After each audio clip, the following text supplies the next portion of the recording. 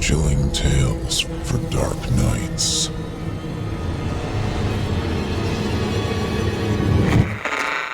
Want to make sure you never miss a Chilling Tales for Dark Nights video again? Be sure to subscribe and hit that bell to turn on notifications.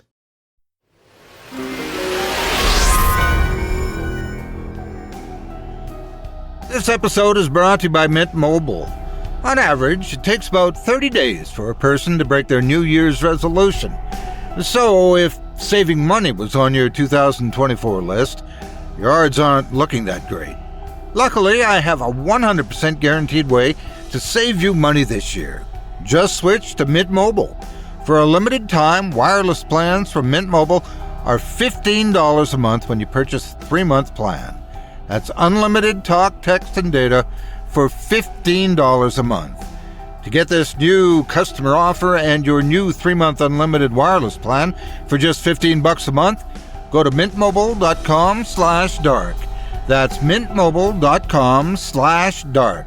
Cut your wireless bill to $15 a month at mintmobile.com/dark. Additional taxes, fees, and restrictions apply. See Mint Mobile for details.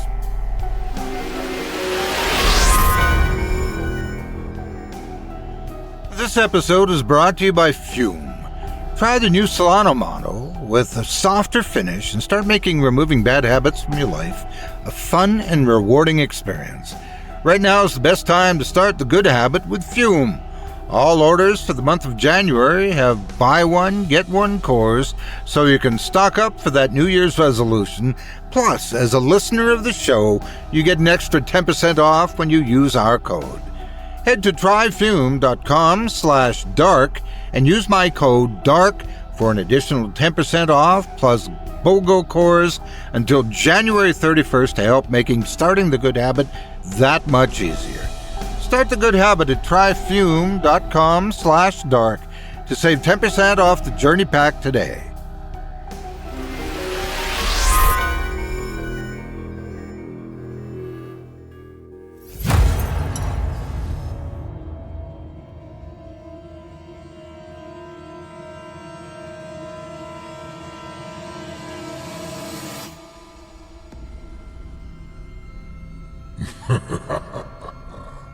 Good evening. I'm storyteller Otis Jiry, and I ain't your grandfather. From where I'm from, we don't do bedtime stories. And if that's what you were expecting, you're in the wrong place.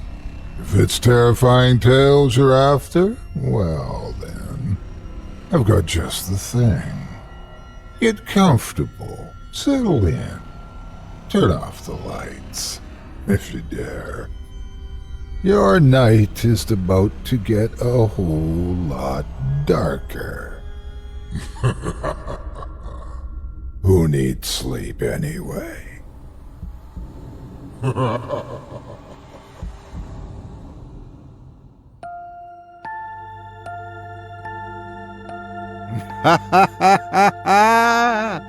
Good evening. You're listening to Scary Stories Told in the Dark. Welcome, dear listeners, to Season 14, Episode 14. I'm your host, Otis Jiry, and in this episode, I'll be performing 4 tales to terrify you, courtesy of authors N.M. Brown, Kyle Harrison, Ron Reike, and Dale Thompson. Tonight we'll hear stories of audio angst, mortified morticians, staberific sleepers, and paranormal psychiatrics. You're listening to the standard edition of tonight's program, which contains the first 2 spine-tingling stories. If you'd like to show your support and enjoy an extended version of this and other episodes with twice the terror, visit simplyscarypodcast.com and click Patrons in the upper menu to sign up today. Thank you for your support. Now it's time to take a walk together down the moonlit trail, so lock your doors, turn your lights down low, and settle in. The show is about to begin.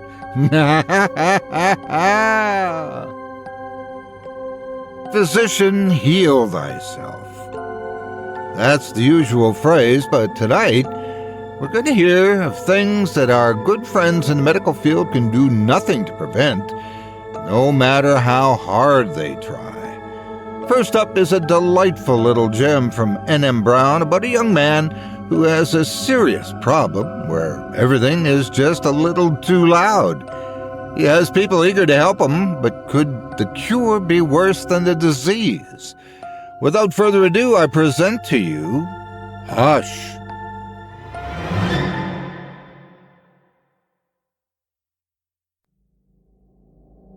My ears were burning. The sounds were like an emery board filing away at my brain. I squeezed my pillow and gritted my teeth, mentally preparing for the world my mind was forced to awaken to. I rolled over and opened my eyes. My wife, Meg, was perched next to me eating a bowl of cereal. To my horror, I noticed it was full to the brim with fruity pebbles, the loudest, most obnoxious of all the cereals. Eventually, she saw me staring at her bowl. What? I'm sorry, I know you hate this. I have to scrape the pebbles down the bowl into the milk or they get dried to the sides. It's hell to wash off once they dry onto the sides, she explained to me, her eyebrow raised. My hand touched her shoulder and lightly trailed down her arm. Yes, baby, but do you have to do it between every bite? I tried to speak as gently as possible. There's no use, though. I'd forgotten to unclench my teeth. Surprisingly, instead of giving me an attitude, she just smiled at me. Okay, Grumpy Thumpy. I was going to wait until tonight to give this to you, but I think you need it now. Happy birthday, Robert.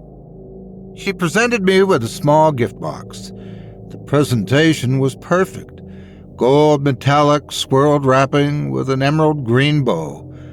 I eyed it curiously. I did my best to unwrap it carefully, making as little noise as possible.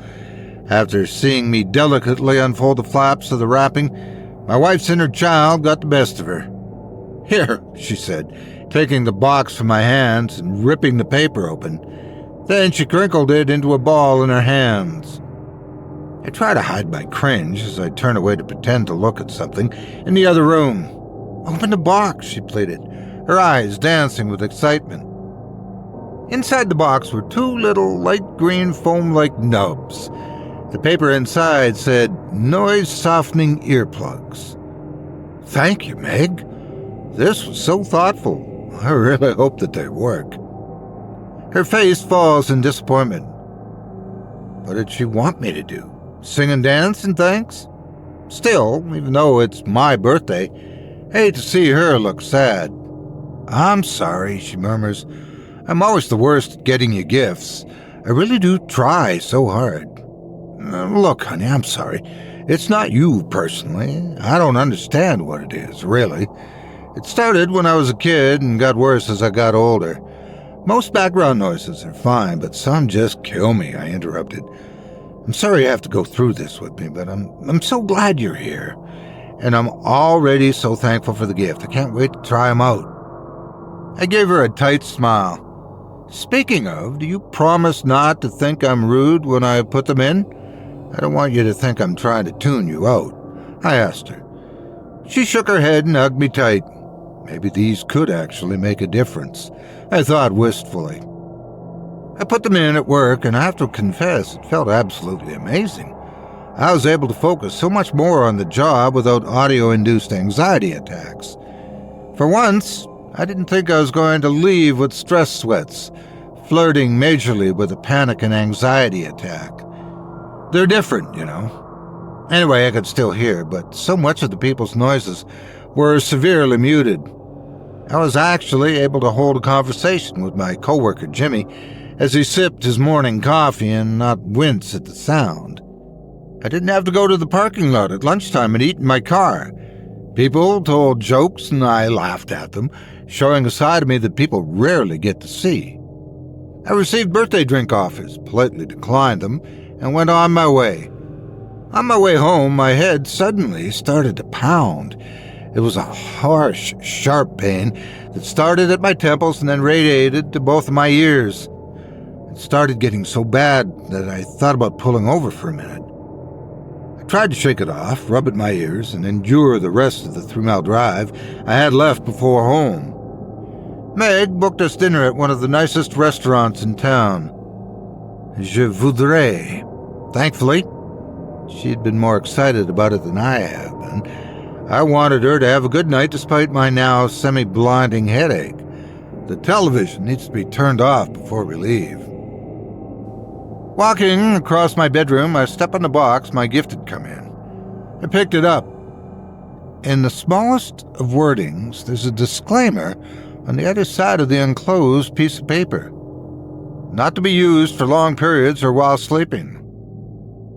Where the hell did she order these from? It had to be from one of those international shopping apps. I took the earplugs out and placed them in my underwear drawer, my head still being stabbed by invisible needles. The fact that my heart had now started pounding in my ears wasn't helping. With my best happy husband face on, I gathered myself, then left to meet Meg for dinner. My headache was ever so slightly fading. I was truly grateful for every notch moved down on the number pain scale. A 7 felt almost heavenly when it had been at a 9 for an hour. At least for a little while, until you yearned for the pain to fall to 5. I was so close to being relieved enough to enjoy my experience when I noticed I'd reached the restaurant before Meg. I was led to a beautiful table with a disassembled nesting doll of silverware surrounding both plates. My eyes met the elderly woman's in the booth in front of me. I gave her a polite nod before I sat down.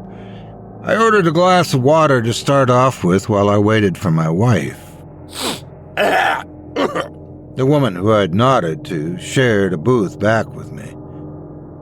Whoever she was dining with sounded like they had a cold. They were trying to breathe clearly, but failing miserably. My eye twitched and my headache instantly skyrocketed back to a 9 again. A vicious and viscous cacophony of bodily sounds followed that I frankly don't care to elaborate on. Then the figure turned toward me, revealing themselves as a fellow older woman. The skin on her cheek shook slightly as she addressed me. Excuse me. I can't seem to get rid of the stuff. She cleared her throat once more before blowing her nose loudly into a napkin. Thankfully, that was when the waiter brought over my water. Excuse me, sir, I whispered. I really hate to be a bother, but can you please put me somewhere else? I know you're very busy, I pleaded. He gave me a strange look, but ushered me to another booth far across the restaurant. I didn't mean to be rude, I commented as I sat.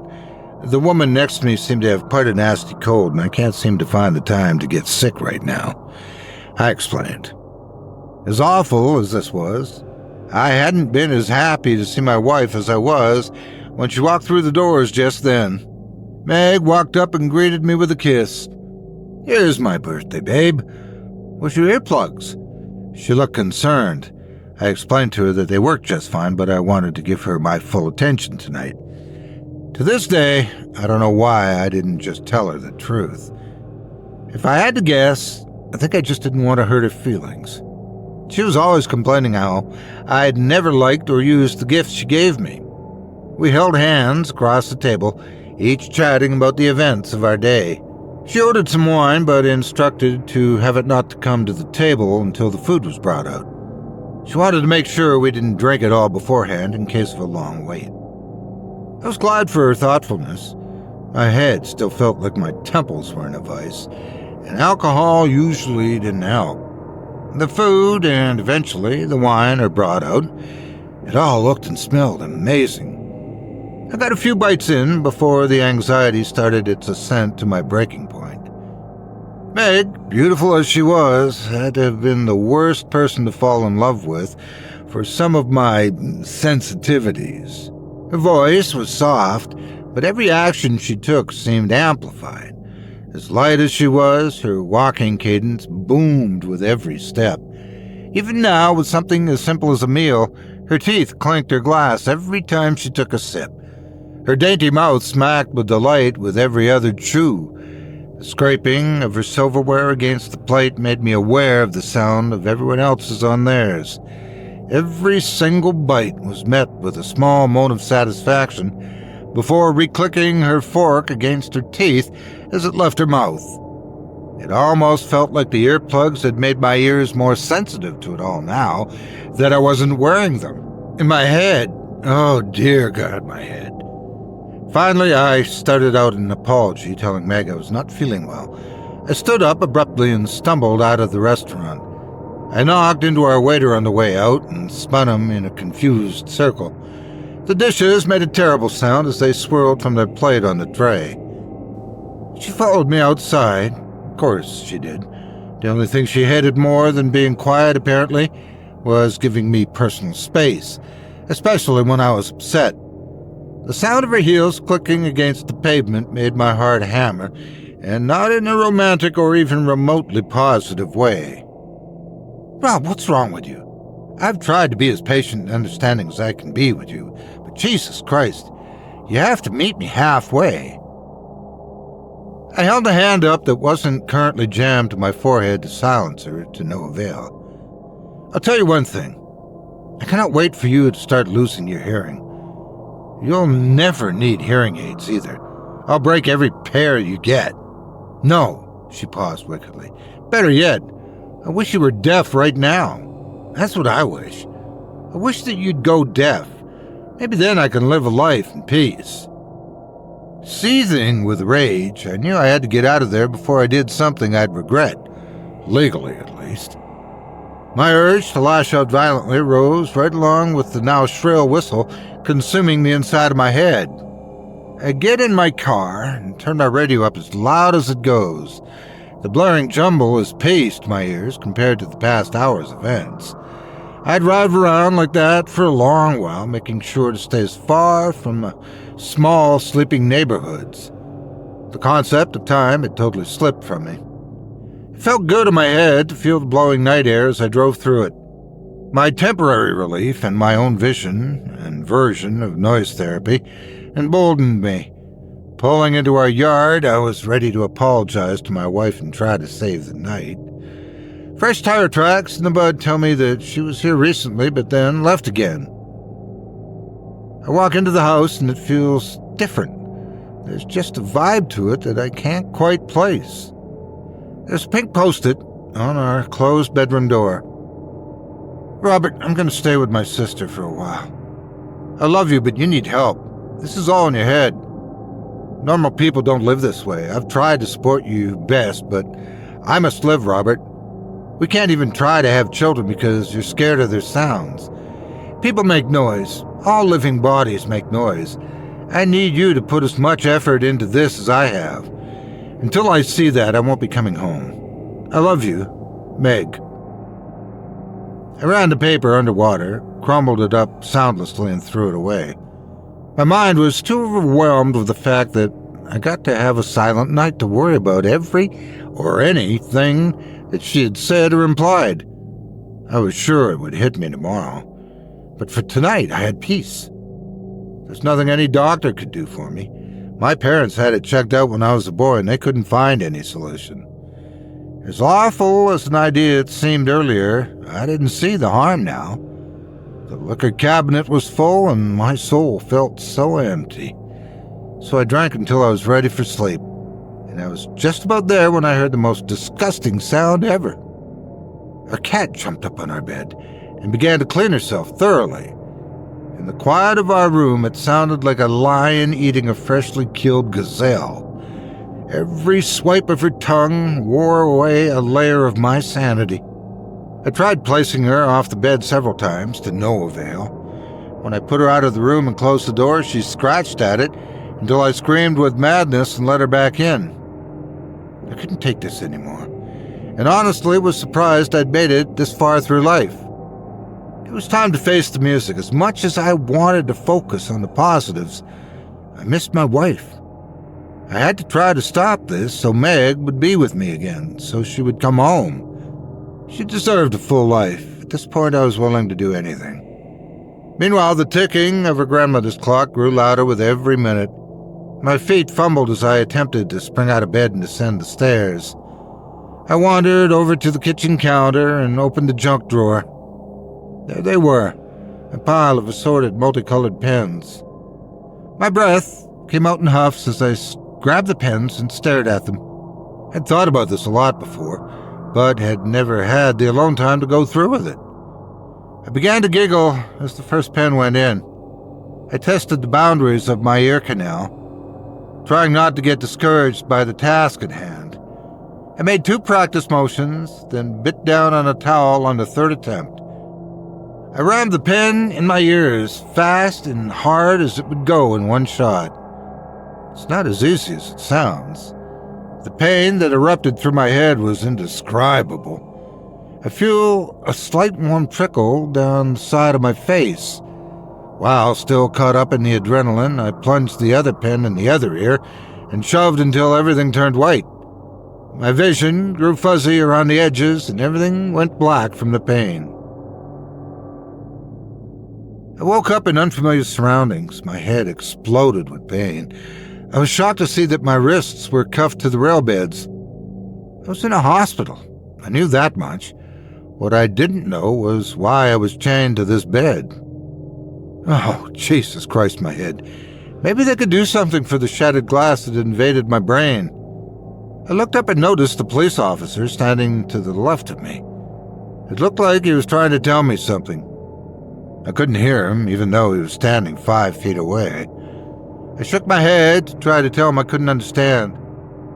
A man in a long doctor's coat came in to meet him with a clipboard as the officer started to leave. I saw them exchange words in the doorway but couldn't determine what they were saying. The officer handed him a file and shook his head at me before leaving. Now, I found myself even more confused than before. They gave me nothing for my headache and didn't stop to check on me much. Everyone whose eyes I met seemed to have a hateful look in their face. I banged on the side of my bed as much as I could to get the doctor's attention. I asked her as best as possible what was going on, why I was here. Where was here? Despite the communicational frustration, I was almost relieved at my newfound auditory failure. As far as the cop went, though, it wasn't against the law to deafen yourself, was it? White lights flashed along the hallway, causing the doctor to run out of the room. He drops the file accidentally, its papers scattering across the floor. I peered over my bed to see if any of the papers fell close enough for me to read.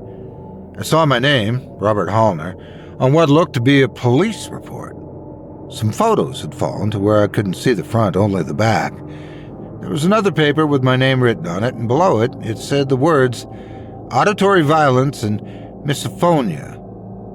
In the corner closet to my bed, I could see one of the pictures face up. I moved my whole body to try to scoot closer to see more clearly. I wish I hadn't. What I saw was a picture of my wife's pale, clouded eyes looking from a mutilated face. Her tongue had been cut out. My groggy mind began to place the pieces together. There was only one explanation for how I was treated in the situation. They thought I did this. I couldn't have done this. I scanned my wrist restraints and noticed the faintest trace of blood flaking onto the fabric and under my fingernails. But I couldn't remember why. Which brings us to now. I've been in this institution for about 3 months now, deemed too mentally and physically disabled to be fit for prison. They say on that fateful night that Meg came home to check on me when I awoke after destroying my ears. I'm assuming she was feeling bad for what she had written. There was a small grouping of flowers with a note that said, for better or for worse, written on a scrap of paper that was found bloodied on the floor by her ankles. Believe it or not, that wasn't the worst part of all this. The worst part is the ringing.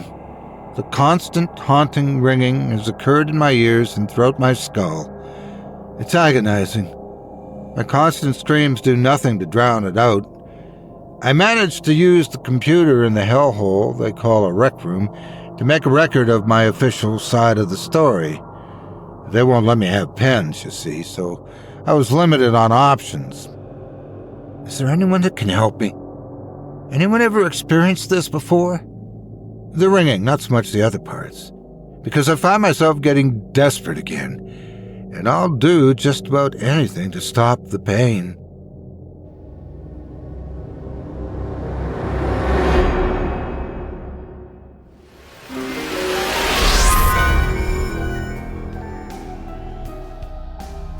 This episode is brought to you by Mint Mobile. On average, it takes about 30 days for a person to break their New Year's resolution. So if saving money was on your 2024 list, your odds are not looking that great. Luckily, I have a 100% guaranteed way to save you money this year. Just switch to Mint Mobile. For a limited time, wireless plans from Mint Mobile are $15 a month when you purchase a 3-month plan. That's unlimited talk, text, and data for $15 a month. Folks, I want you to stick to your plans and get ahead. That's why I'm inviting you to take advantage of this deal now. You get the good stuff, unlimited talk and text, and then data on the nation's largest 5G wireless service with no unexpected overages or hidden fees. And then, best of all, keep your phone, contacts, and your number. How can you possibly go wrong? Switch today and start enjoying the savings.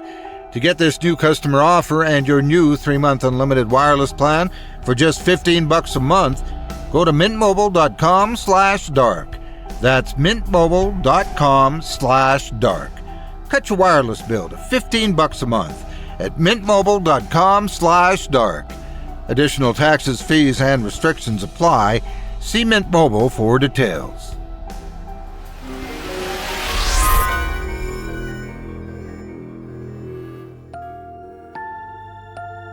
I hope you enjoyed Hush by N.M. Brown as performed by yours truly.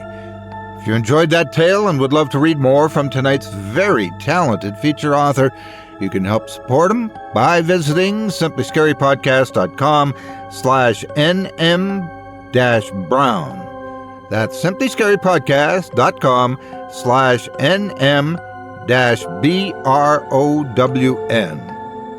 Thanks again for your support of this program and tonight's featured author. Well, I guess he'll think better next time that he tries to do a home remedy. What?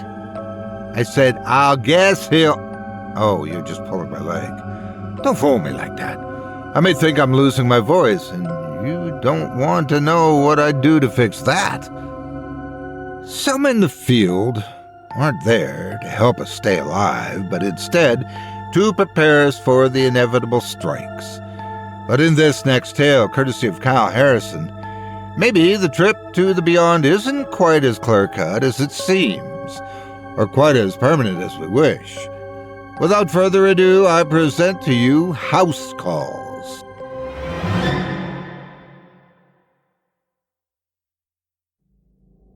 Being a funeral director is definitely not one of them.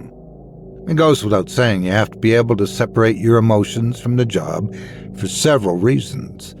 Grieving families often lash out, and you can be the target of their attacks. I wish that was all that happened a few nights ago. It might surprise you to learn that the odd hours I have to work don't bother me much because most of the time it means I can do whatever I please. Unfortunately, this call came just as I was about to reach second base with my girlfriend Stacy. Can't you just ignore that damn thing for once? It wasn't the first time I'd had a call when I was busy trying to get laid, but I knew better than to let it go to voicemail.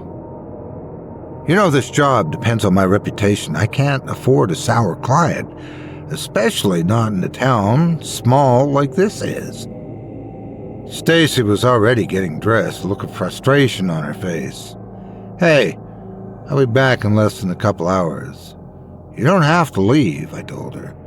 Yes, I do. Just forget it, Marcus, she said with a huff as she pushed past me. I sighed, running my fingers through my hair and hoping that this call wouldn't be the one that ended our relationship.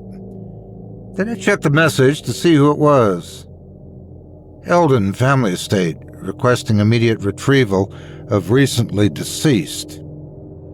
I knew the name well. Thomas Eldon was probably one of the richest men in town. Their place sat near the edge of town, near a small lake, an enormous townhouse that towered over the water like a medieval castle. Maybe he was the one that kicked the family bucket finally. I thought to myself as I gathered my things and hopped in my car. It was only a short drive to the funeral home. I tried to call the number back on the way there, but it kept going straight to their voicemail, and the automated message said the mailbox was full. I was going to have to go in blind on this call, so I gathered as many supplies as I'd need and then loaded up the hearse. It started to snow, making the drive a bit cumbersome due to the weather, but the brightness of the flurries did make the road a little easier to see. I saw it well before I got there, just as dark and gloomy as I remember it, being the last time I'd come to these woods. Not that I ever stepped inside. Growing up, most kids knew better than to try and mingle with the ultra-rich family. The Eldons kept to themselves, sending their children to private schools and handling most of their business internally. Maybe that's why I had a bad feeling when I drove past the Iron Gate. It felt like I was trespassing or entering somewhere that I didn't belong. The cold settled down to my bones as I stepped out of my vehicle and stared at the silhouette of the mighty house. It was quiet, not another vehicle within sight. The place, honestly, looked deserted. As I got a little closer, I thought I smelled something. I've been around death long enough to recognize the odor, but this was different. It reminded me of a rotting barrel of fish I'd come across once near the lake, wet and soggy and filled with maggots and guts and feces. Whatever happened inside this house, it wasn't normal. I knocked on the wide frame door, trying to get a look through the smeared windows. Most of the furniture covered up with clothes. The rest was dusty. Did anyone even live here? Had someone called me out here just to play a prank? Just as I was considering getting in my car and driving away, I heard a noise, and then the door creaked open. Only darkness invited me to step forward. Hello? My voice echoed in the empty foyer. It's Marcus Levis from the funeral home. Got your message about a half hour ago, I said, clutching my coat and looking around the dusty and dark house. My initial assumption about the place looking abandoned felt confirmed as I looked around. There weren't any lights in the house, and most of the furniture was covered with sheets and dust. It felt haunted. I saw a tiny ordained box next to a large frame that looked like it had once held a mirror, and opened it to see a carved wooden mask inside and a note. Wear this.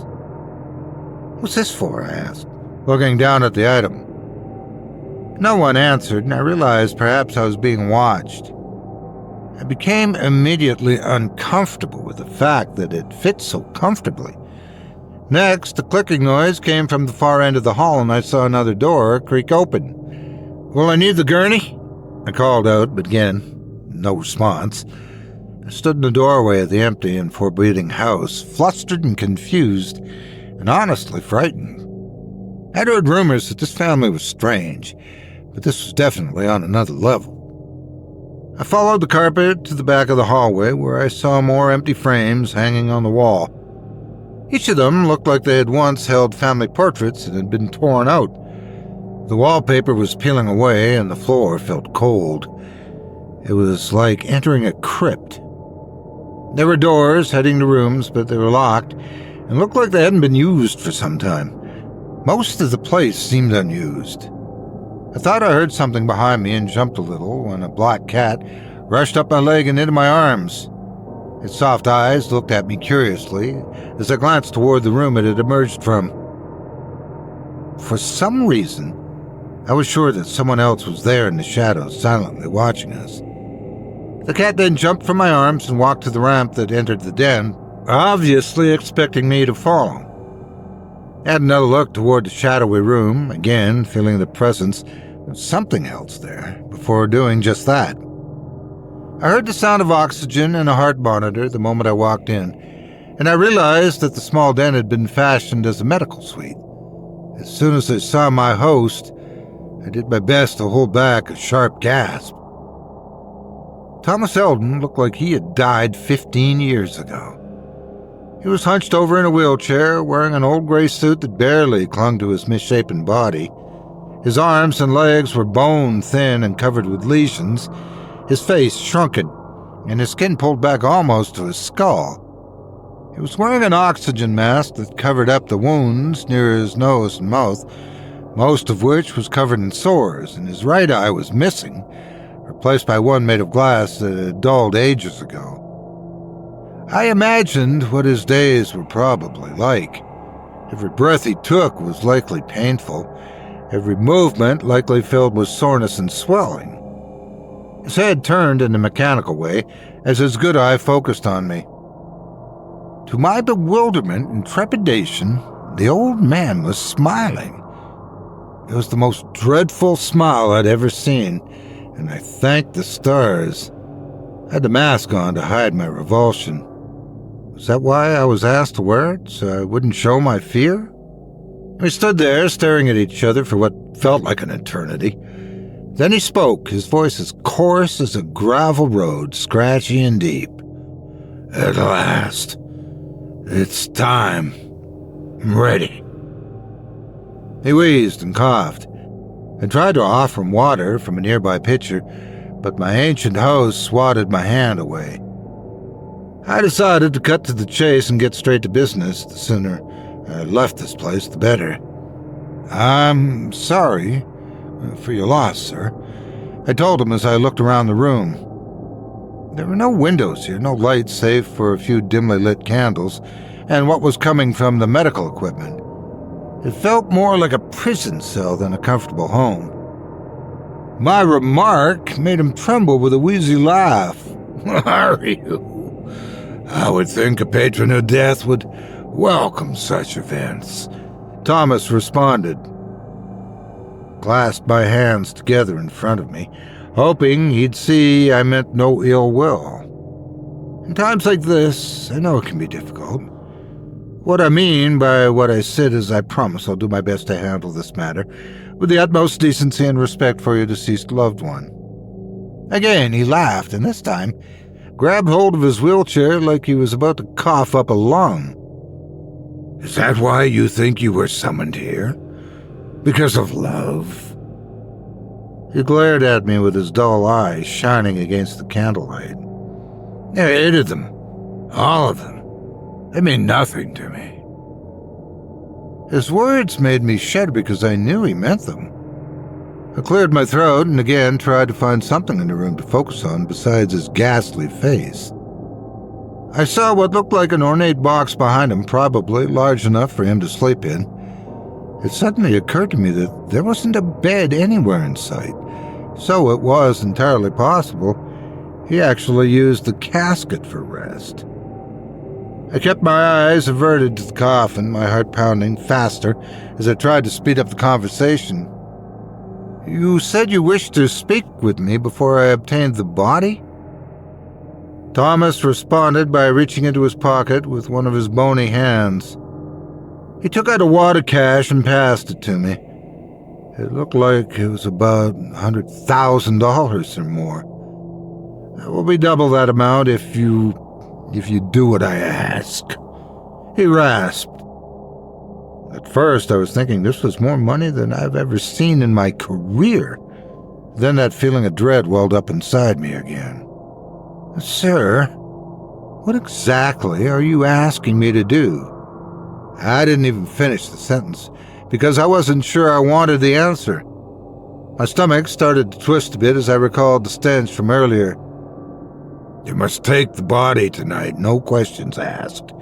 Take it, destroy it, and don't look at it." Those are odd requests," I said as I looked at the money and tried to count it up. It was all large bills and looked to be about $100,000 or more. "You must promise me, Mr. Levis," he snapped as he pushed his bony face close to mine. His breath smelled putrid. I promise," I said, trying to compose myself. Nothing about this was making sense. Wasn't that what I was supposed to do anyway? Why did he want the body disposed of tonight? Something was horribly wrong. I was trying my best to think of a way to leave, to call Stacy and just let the county coroner handle this. Damn my job, I just wanted out of here.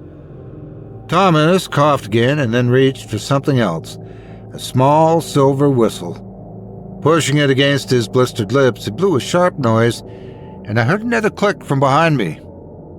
I thought I heard scratching on the other side of the wall, the hair on the back of my head standing up. What's happening here? I need to get a few things from my car, I said as I stepped back toward the ramp. Thomas said nothing, instead just sitting there like he was anticipating the arrival of someone or something. Cautiously, I moved toward the main entrance, the shadowy rooms becoming more unpleasant as I passed them by. The scratching against the walls became more persistent as well. I was just about to open the door to literally bolt my car when I heard the floor creak behind me. I jumped out of my skin again when the cat skirted across the floor, and then another figure emerged from the shadows, this one a girl who looked no older than maybe 11. She had black hair, and she was wearing what looked like a hospital gown, with bare feet and a few bruises on her legs. Her eyes were as green as the grass outside. She picked up her pet and stared at me innocently. "Are you here for... She fumbled with the words, unable to finish the sentence. My mouth became dry again, a heavy knot forming in my throat, so I let go of the doorknob. Yes, that's right. She petted the cat for a little while, then let it go, shuffling her feet as it rushed back to the shadows. "I don't want them to go. Please don't take them," she told me. Her eyes glistened with fresh tears. I got down on my knees and did my best to comfort her. "Sweetie, I'm sorry. I know this is hard," I said as I touched her cheek. She reacted with anger, pushing me away and running toward the shadows. "You can't take them. I won't let you," she screamed as she picked up something from a small coffee table and chucked it at me.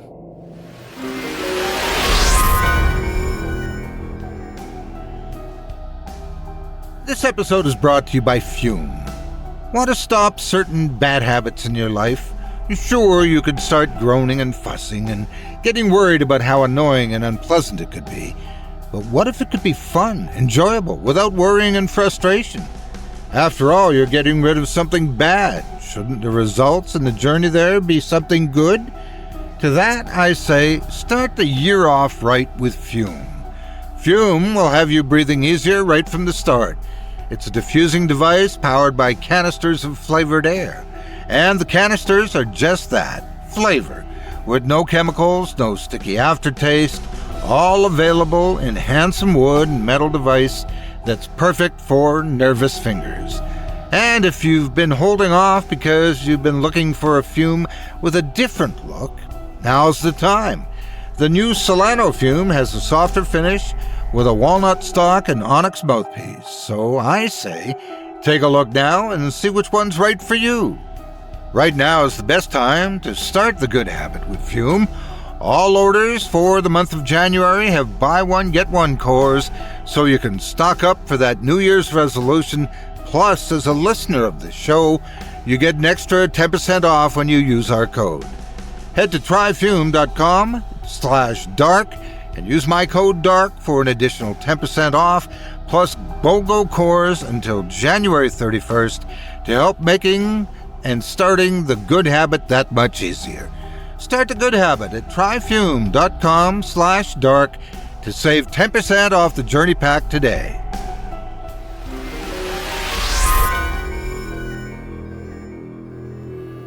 I flinched and held up my hands to avoid the hurtling object, only to find a palm in front of my face, grasping the small glass fruit she had tossed.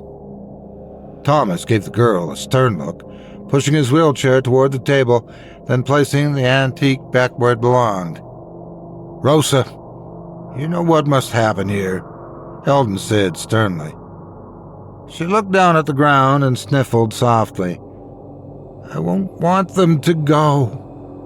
"And yet they must. It's for the best," Thomas insisted sternly. It was clear he wasn't breathing well, so far from his oxygen, and I wondered if the old man might collapse here in the foyer just for giving a lecture to his child. The girl said nothing, still looking at the floor. I took a step toward her, the shadowy room enveloping me, as I offered her a soft hug. I promise I'll make sure they're taken care of. I'll make sure you get to say goodbye, okay? I told her. She nodded and hugged me back, even giving me a soft smile. You can help us, she whispered back to me as she passed something into my open palm. I got the impression it was meant to be a secret, so as I stood up, I covertly slipped it into my pocket to look at it later, when Thomas wasn't hovering over me. She ran off into the shadows past Eldon, who gave me a bizarre look, like he was trying to comprehend why I had shown kindness to her. You have a way with children, Mr. Levis, the old man observed. No one should have to experience death so young, especially not when it's so much at one time, I told him. I felt so sorry for the little girl as she disappeared into the house, trying to imagine what her life here must be like. Is she the only one left? I asked him. The old man didn't bother answering. Instead, he rolled over to the door he mentioned earlier and took out a set of keys to unlock it, revealing a long, thin set of stairs that led to darkness below. The bodies down there? I asked, staring into the abyss. It reeked of despair and sadness and loneliness. I thought about leaving again. Then I remembered the girl. By now I knew something about this house was wrong. A new goal had started to ferment in my mind. Get this job done, then find a way to get that poor girl away from here.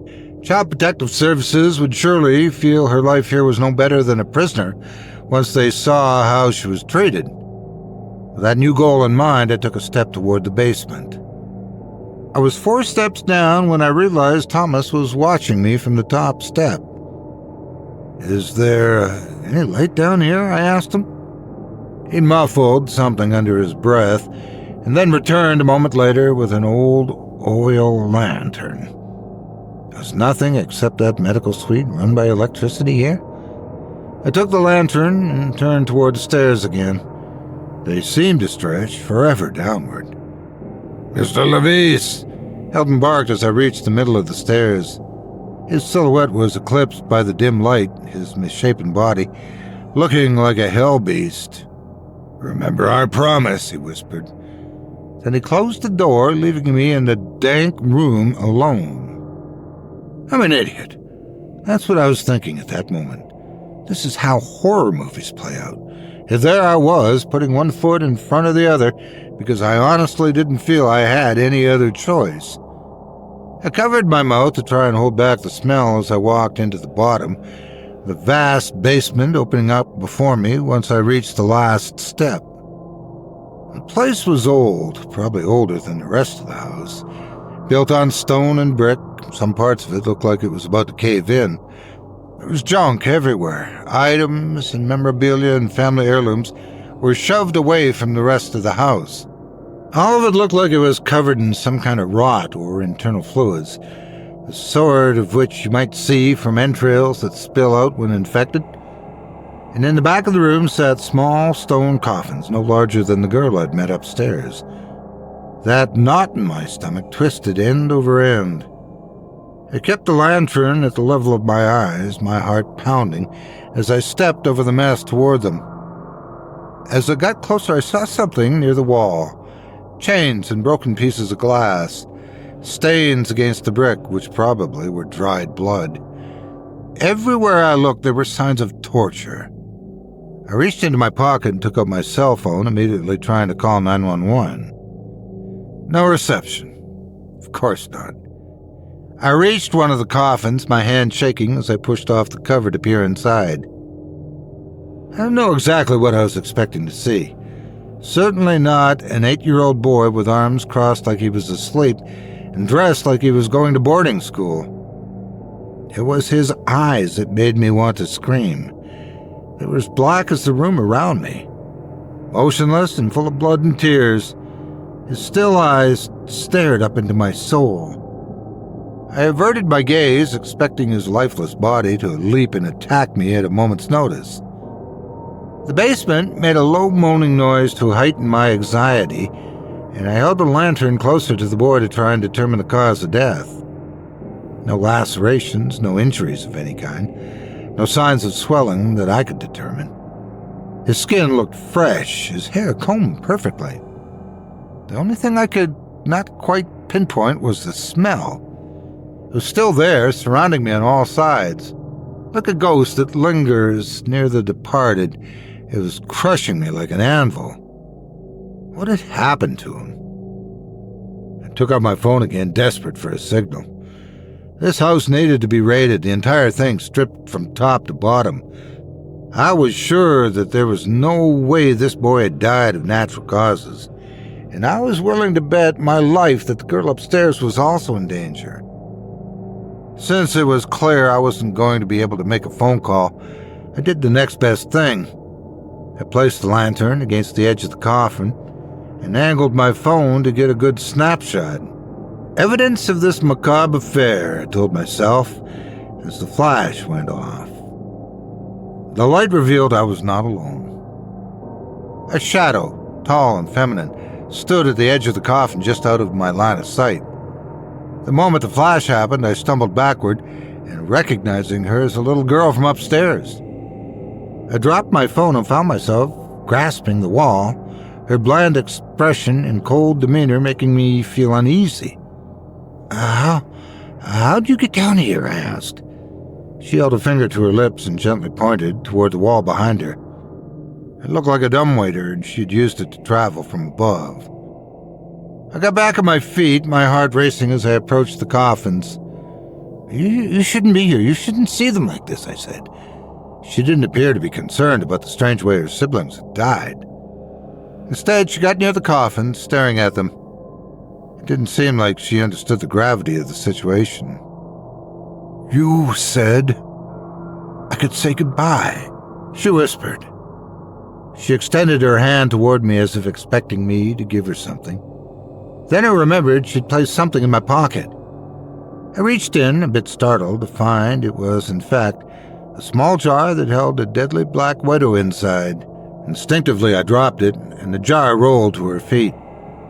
She bent over, picking it up affectionately, and then unlatching the jar.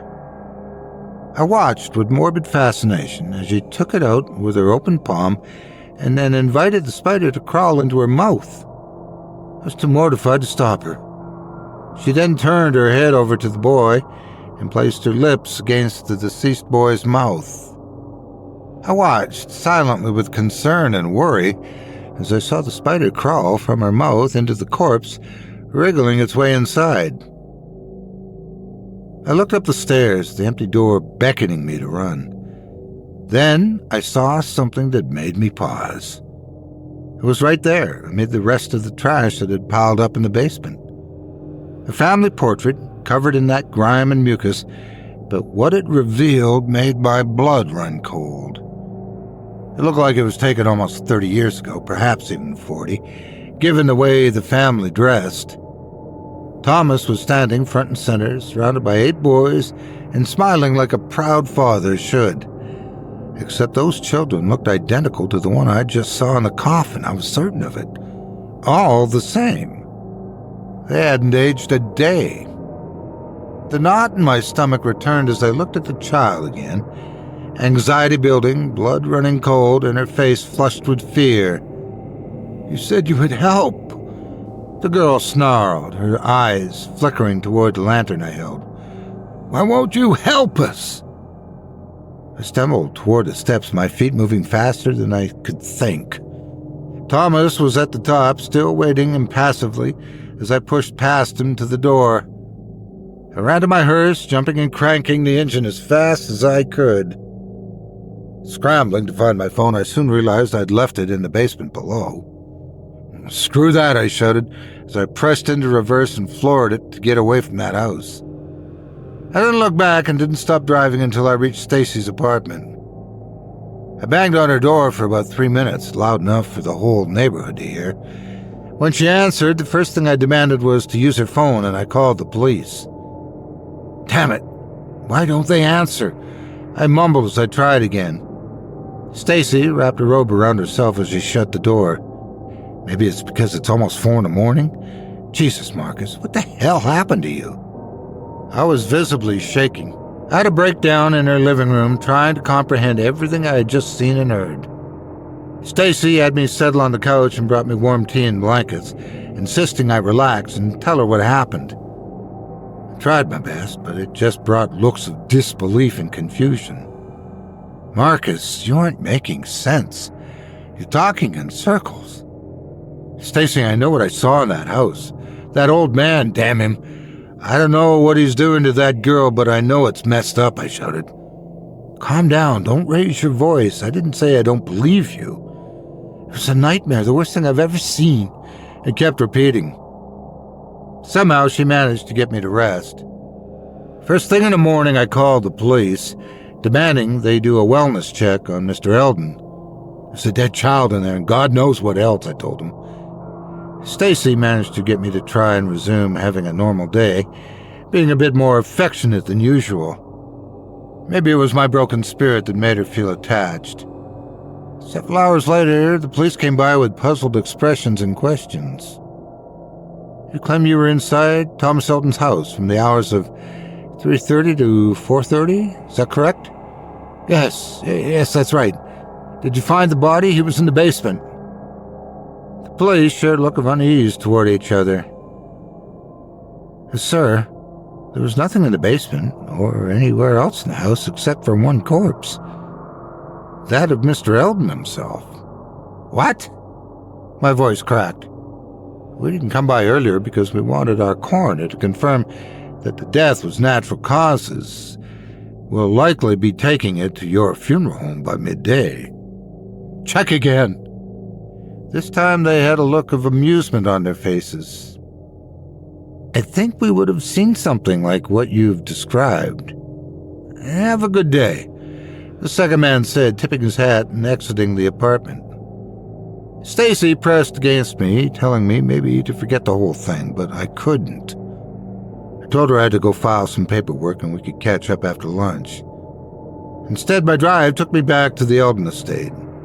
The gate was still open, and the house looked just as abandoned as the night before. I parked outside and tried the door, a bit startled that it wasn't locked. Rosa, I called out. No one replied. I took a few steps inside and looked at all the stuff. Everything was exactly as I'd seen it the night before. The door to the basement was still open, but instead, I went to the den, calling out Thomas or anyone that might be there. As I passed the hallway, I saw some of the doors were now open, unlatched by the police, no doubt. All of them looked like they were decorated for the children that had died over time, with games and gifts and toys of every sort. I stepped into the medical suite to see the body of Thomas for myself. The coroner hadn't taken it away yet. My heart skipped a beat as I pulled back the sheet, seeing a familiar young face. The body from the basement. I stumbled away from the body, confused by the revelation. If he was the deceased, where the hell was Thomas and the girl?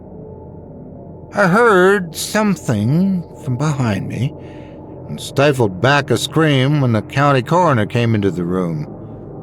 Elise, are you supposed to be here? She asked. I steadied my hands and looked for the coffin I'd seen earlier. It was gone. I found myself trying to comprehend what had happened. The coroner saw my panic, trying to get me to answer her question. I did my best. Police said the body was heading to my funeral home. Figured I'd save you the trouble. She huffed as she pulled a gurney into the room. Then you should have called me. I stepped aside and watched silently as she placed the young body on the stretcher. Police said your report identified the deceased as Mr. Eldon, I said as she covered up the body. That's right, why? How'd you identify him? Blood tests. Obviously. I swear, Lavise, you act like I graduated yesterday. I said nothing as she pushed the body toward the stairs and paused, looking toward the children's rooms. "Where's the family?" she asked. I admitted I didn't know, since that was the truth. "I guess it's better this way. Kind of weird, though. I would have expected him to be a lot older than this," she said as she carefully guided the gurney down the stairs. When we got to the front door, she asked me a question, but I was staring down at the basement. I was sure I heard breathing. "Marcus," she snapped. "What?" Sorry, distracted. I said, "Did you notify the next of kin?" I told her I would, and we left together, my mind filled with unease as I followed her car to the funeral home. "Is there going to be a full autopsy?" I asked the coroner as it wheeled the body into my embalming room. "I don't see why there would be a need. It was natural causes," she said, passing me paperwork to sign. A few seconds later, I was alone with the corpse. I stood there, staring at the young body for the longest time, trying to decide what to do. I focused on the scar that ran along the side near his abdomen. Then I saw the faintest of movements underneath the skin. It made my own skin crawl. Thomas's words echoed in my head. "Take the body tonight, destroy it. Do not look at it." Why had he made such requests? What secrets did this corpse hold? I turned on my crematory furnace, steadying myself as I decided to simply end this whole thing and forget it never happened. Maybe once this body's gone, I can wake from this nightmare. The heat from the furnace was enough to make me sweat. Flames licked the body, and I watched as it began to burn. Its skin turned black, and its eyes began to melt away, the flesh smelling rotten and putrid, reminding me of the young girl. As the body faded away, I saw something move from the chest cavity, its silhouette revealing an arachnid form as it crawled through the furnace. It was screaming the way a little infant might, angry and confused and hungry. It looked like it had the face of the girl. I was certain I heard a voice rattling in my head. "You were supposed to help us." Then the spidery monster disappeared from sight, slinking into the shadows from where it had come.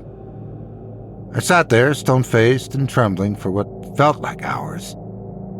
Stacy actually came by for lunch and found me apparently wandering the funeral home like I was in a daze. I didn't want to admit what I'd seen. I couldn't comprehend any of it. The next day I was told the next of kin was going to arrive to retrieve the ashes. I didn't know what to expect given the nightmares I'd witnessed thus far. I stepped into the funeral home with a jar and saw a young man standing there. He looked to be about the same height as Mr. Eldon, but with a much healthier body. I offered the jar to him, trying to remain calm as we met eye to eye. I could swear one of his eyes was fake, just like the old man. "My condolences," I said. He smiled. That awful breath still smelled the same. "Death is part of life, my boy. What ends one thing begins something new." He passed me a stack of $100 bills. "For your services, Mr. Levis." I watched him leave and stood near the steps as he got into a long car and drove toward the edge of town. I didn't stop holding my breath until I saw the car disappear behind the iron gate, and then watched it close. One final thing stuck in my head: the license plates. Memento mori. Remember, you will die.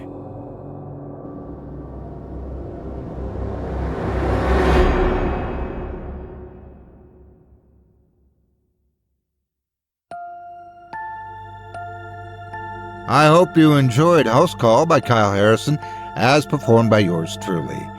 If you enjoyed that tale and would love to read more from tonight's very talented feature author, you can help support him by visiting simplyscarypodcast.com/Kyle-Harrison. That's simplyscarypodcast.com/KYLE-HARRISON. Thanks again for your support of this program and tonight's featured author. And more than that, a thank you to all of tonight's featured authors. Now, before we go, I'd also like to take a moment to thank you personally for joining me on this episode of Scary Stories Told in the Dark. If you've enjoyed what you've heard on today's program, please take a moment to stop by our iTunes page or wherever else you listen to your favorite podcasts and leave us a 5-star review and a kind word. It makes a huge difference and would mean a lot to us. If you'd like to hear a premium extended edition of tonight's and all of our other episodes featuring Twice the Terror, visit simplyscarypodcast.com today and click the Patrons link in the menu at the top of the screen. You'll find yourself at chillingtalesfordarknights.com, where you can purchase season passes for this podcast and our other quality storytelling programs, or become a patron for as little as $5 a month and get access to our entire audio archive dating back to 2012, all of it ad-free. If you happen to use Facebook, Twitter, Instagram, or YouTube, you can follow and subscribe to Chilling Tales for Dark Nights there, where you'll get all of our latest updates and new releases and have the chance to interact with us each and every week. You can subscribe to me on YouTube as well at the Otis Jiry channel, where you'll find releases of my series, Horror Storytime, dating back to 2014, and you can find me on Facebook, Twitter, and Instagram too. Just search for Otis Jiry. Until next week, stay spooky. Get some sleep, if you can.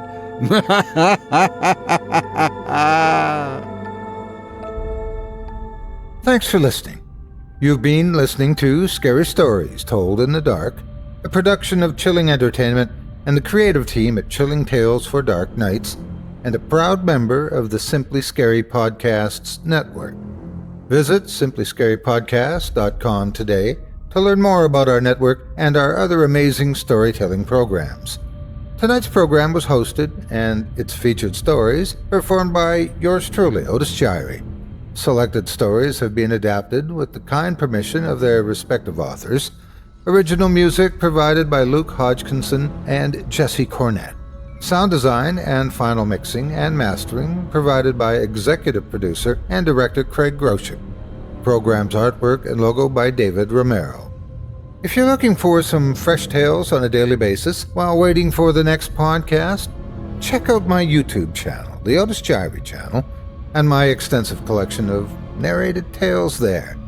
Simply search on YouTube by my name, and you'll find me. And don't forget to subscribe and press the bell notification icon to get my latest releases. Got a scary tale of your own that you'd like performed? I take submissions. Email it to me today at otis@simplyscarypodcast.com to have your terrifying tome considered for production in a future episode of this show. That's OTIS@simplyscarypodcast.com.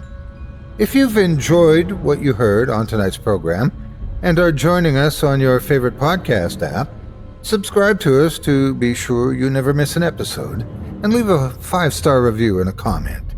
Your feedback means a lot to me. You can also follow Chilling Tales for Dark Nights and yours truly on Facebook to connect anytime and get the latest updates on this and other programs and my channel. If you're listening on the Chilling Tales for Dark Nights YouTube channel, do us a favor and hit the subscribe button and the bell notification icon for ctfdn as well to get more spooky tales from me and the crew and another episode of this program each and every Wednesday. And don't forget to hit that thumbs up button to tell us how we're doing and leave a kind word or a request. And don't forget to visit us at chillingtalesfordarknights.com and consider supporting the team by becoming a patron. In addition to helping us out, you'll get exclusive access to our audio archive and ad-free downloads of all your favorite stories, including those you've heard on this program. As for me, I'll be back next Wednesday with more terrifying tales to keep you up all night. But that's all right. Who needs sleep anyway?